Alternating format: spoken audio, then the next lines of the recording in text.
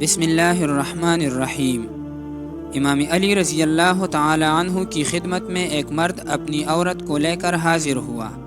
اور کہنے لگا، اے علی رضی اللہ تعالی عنہ، میں نے اپنی بیوی کو شادی کی رات باکرہ نہیں پایا،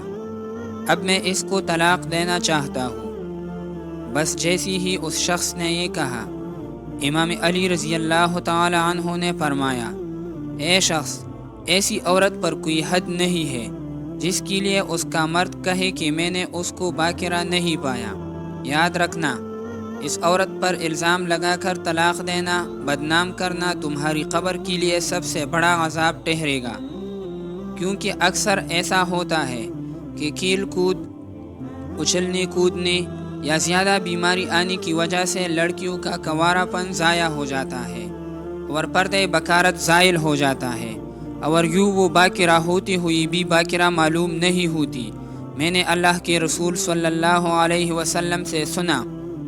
کہ جو مرد اپنی بیوی کو شک کی نگاہ سے دیکھتا ہے اور اس کے عیب زمانے کے سامنے ظاہر کرتا ہے تو اللہ تعالیٰ ایسے مرد کو قیامت کے دن بدترین شکل میں اٹھائے گا، اور یوں دنیا میں بھی اس پر لعنت برسے گی اور آخرت میں بھی اس پر عذاب ہوگا۔